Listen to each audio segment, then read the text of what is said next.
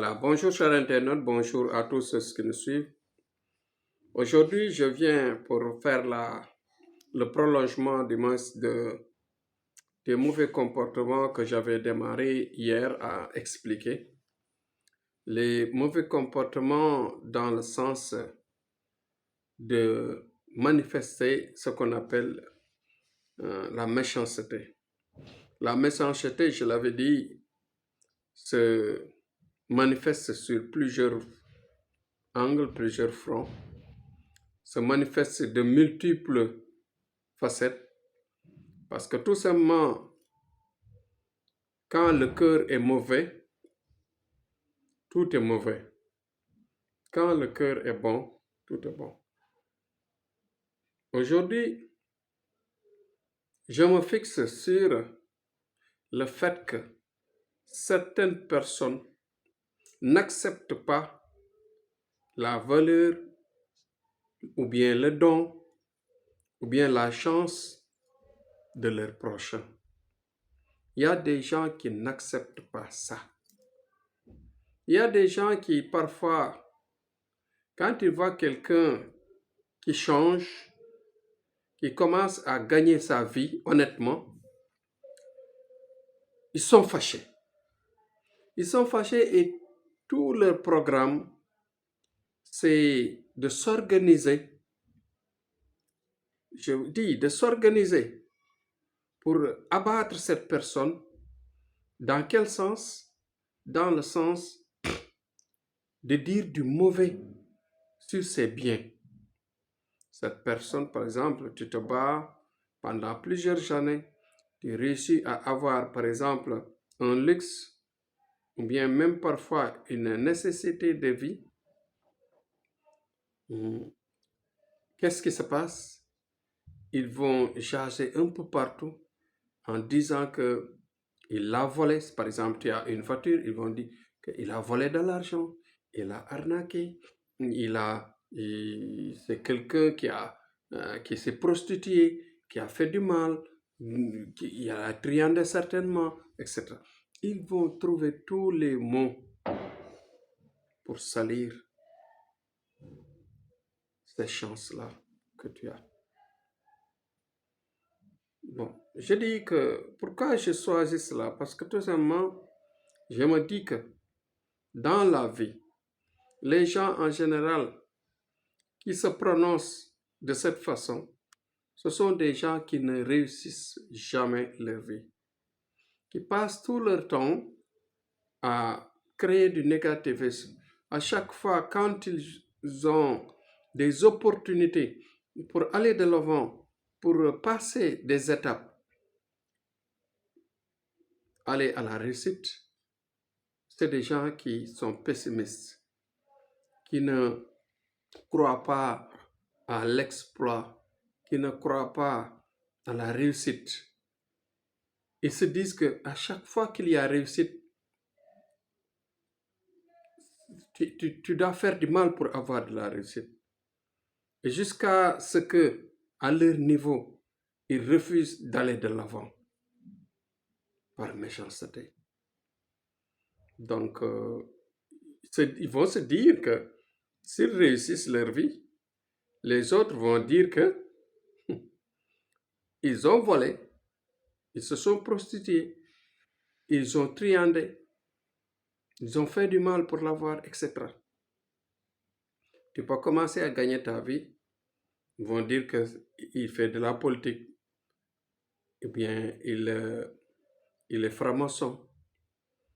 Actuellement, est-ce que vous ne savez pas là où il entre, là où il va, est-ce qu'il ne vend pas de la drogue, etc. Donc, voilà. Et durant les moments où tu souffrais, durant les moments où tu vivais la galère, en se battant matin et soir, il y avait la paix entre vous. Mais il suffit que tu commences à s'ouvrir dans les chances de la vie. La haine commence à grimper, à se développer. Tu n'as plus la paix.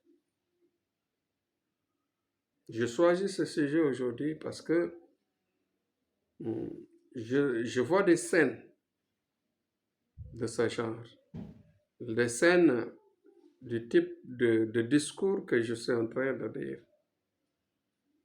Donc, nous, parents, nous devons, sur le chemin, éduquer nos enfants, les éduquer à accepter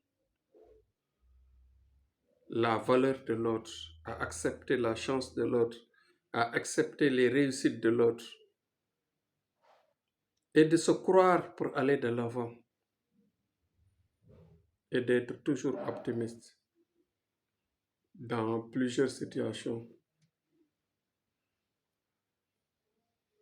pour aller de l'avant. Parce que trop c'est trop. Quand on est trop pessimiste, on est bloqué. Parce que dans la vie, personne ne sait ce qui va se passer.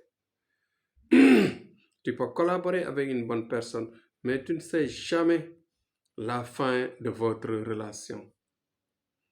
Tu es avec quelqu'un de bien, mais tu ne sais pas la fin de votre relation. Tu es avec quelqu'un de très, très mauvais, et tu ne sais pas la fin de votre relation. On revient sur ce que le prophète disait. Dans toute chose, modérez-vous. Quand vous haïssez, modérez-vous. Quand vous aimez, modérez-vous. Pour que demain, s'il y a rupture ou conciliation ou réconciliation, pour qu'il n'y ait pas de regret, de honte, etc. Le discours de Thierno Amadou est à retenir. Et à retenir et à garder pour avoir le lavage du cœur, le lavage de l'âme et de l'esprit. Collez-vous à ce nom de Dieu, astaghfirullah, de 100 à l'infini par jour. Priez sur la voie du prophète en répétant tous les jours, plusieurs fois, sallallahu alayhi wa Muhammadin.